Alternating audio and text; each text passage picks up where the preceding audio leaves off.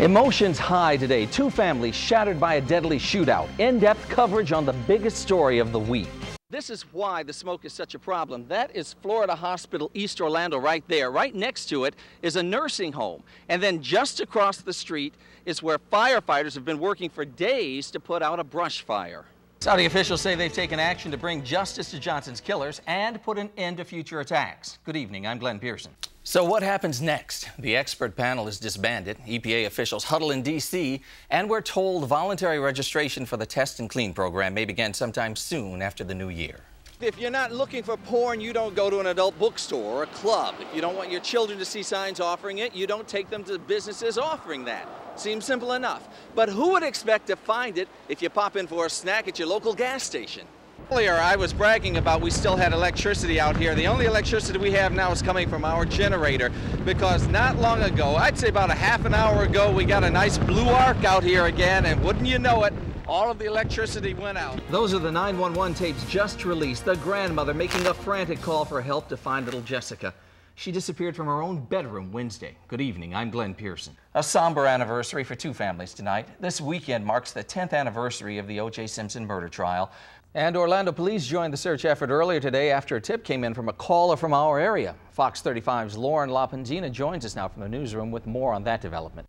Well, Lauren, what do Orlando police do when they get a report of a missing child? All right, Lauren, thank you. Looking forward to that. And tonight, the case grabbing national attention, the story right here on Fox's America's Most Wanted just a few moments ago.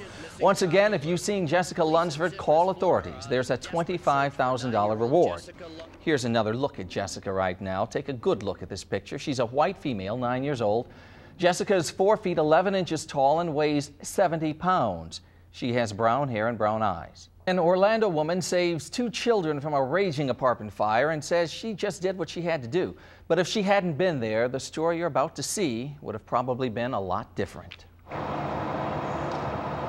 This is what's left of a ground floor unit at the Grand Point Apartments in Orlando. A fire started here sometime after 3 o'clock today, and neighbors say flames and thick black smoke were pouring out the window. But one neighbor heard an alarming sound. I can see a little girl yet at the window crying. Behind her, I see a fire, like it was a burning bed of some sort. And she went into action to help the 4-year-old girl. I bust out the window, and I grabbed the little girl through the window, and I asked her, was anybody else in the house? She told me her big sister was in there sleeping. Turns out that was on the far side of the apartment. I go over there, bust out that window to try to make noise to try to wake the little girl up, so I wouldn't have to go inside the house because the house is too, it was too thick of smoke.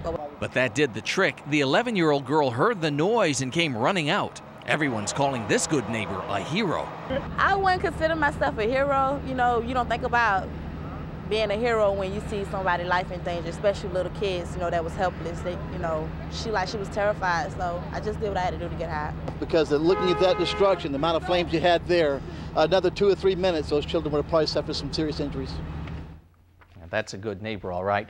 Witnesses say the 4-year-old girl said she was playing with a lighter and accidentally started the fire. However, fire investigators have not released an official cause. The child's mother was not at home at the time. No word yet if charges will be filed. Two families are now without homes tonight. Well, we were worried about the weekend being ruined with the rain, but today was pretty good. I actually squeaked in a car wash.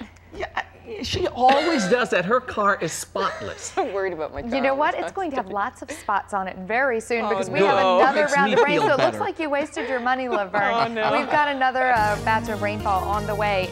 Police say he's killed at least 10 people. Tonight, the man known as the BTK killer behind bars. Find out more about the man police say committed the gruesome crimes. A local Little League baseball park with problems, but one man steps up to the plate to change all that. It could be a scene right out of Jaws, but it's right here on our coastline. Find out where these sharks are threatening. Fox 35 News at 10 coming right back. Well, Linda, people are upset because the EPA released a final plan for a testing and cleanup program 2 weeks ago, which ignores many of the panel's recommendations.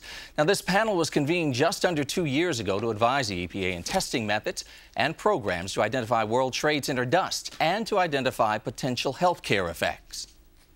This is what I took before 9/11. I want you to see what I take down. 20 months after the World Trade Center Expert Technical Review Panel began holding open meetings to interact with the EPA and the public, reaction to the government's response to post-9/11 environmental conditions in Lower Manhattan and surrounding areas remains heated. Instead of sucking out all of our tax dollars and unjustifiably wasting it, do something with it. Make us feel that we're not just expendable. It's been 4 years since the attacks of 9/11 produced clouds of dust, debris, smoke, and chemicals which permeated Lower Manhattan, and many experts say extended far beyond that central area. Yet on November 29th, the EPA said it would offer a voluntary test and clean program for indoor air contamination targeted only at the area below Canal Street and west of Allen and Pike Street, a program many see as woefully inadequate. We're also urging you to expand the testing zone to include Brooklyn and the areas above Canal Street that the plan used to include and does no longer. It's a plan that goes as far as the agency can go with its legal responsibilities and mandates, and goes as far as the current scientific information will allow us to go. Senator Hillary Clinton sent an aide to read a statement from her which blasts the EPA's response and calls for an investigation. And I think it's wholly appropriate that we ask the GAO to look into their actions. The EPA did not even accept suggestions from the panel to come up with a way of identifying a signature of WTC dust. EPA, stop playing Russian roulette with people's health. We demand a scientifically based plan. The EPA's proposed plan is a sham. Shame on you and your pseudoscience. We think this is a scientifically defensible program, notwithstanding the comments of some of the panel members. So what happens next? The expert panel is disbanded. EPA officials huddle in D.C., and we're told voluntary registration for the Test and Clean program may begin sometime soon after the new year. If you balked at gas prices above $3 a gallon following Hurricane Katrina, predictions that Hurricane Rita could bring prices of $4, maybe even $5 a gallon may make your heart flutter. But analysts are saying this storm is in the wrong place at absolutely the wrong time. Because of Hurricane Katrina, filling up the tank became a dreaded chore at more than $3 a gallon. Now with Hurricane Rita and the concentration of oil refineries in its path, brace for even higher prices. It's too soon to estimate the extent of fuel supply disruptions, if any. However, even if we are fortunate enough to escape with minimal damage, the shutdowns in preparation for Rita will have some effect. And the effect will almost certainly mean a big spike in prices at the pumps once again, according to energy experts. That's because nearly 27% of the nation's oil refineries are in the process of shutting down as Rita moves ever closer to the coast of Texas and Louisiana. That's going to translate into $3 and $4 gasoline, just as we saw in the wake of Katrina. This map helps you see what's at stake. 87 of the more than 100 rigs in the Gulf of Mexico are in Rita's path and have been evacuated. 21 refineries are in jeopardy and have either been shut down or are in the process of shutting down before the weekend. Just how much more you'll be paying and for how long is unclear. It depends on where Rita hits and how long it takes to get the refineries back up and running again. There's really no way to tell just how long oil production will be disrupted. As one analyst says, we are already in uncharted territory. Live on the west side, Glenn Pearson today in New York.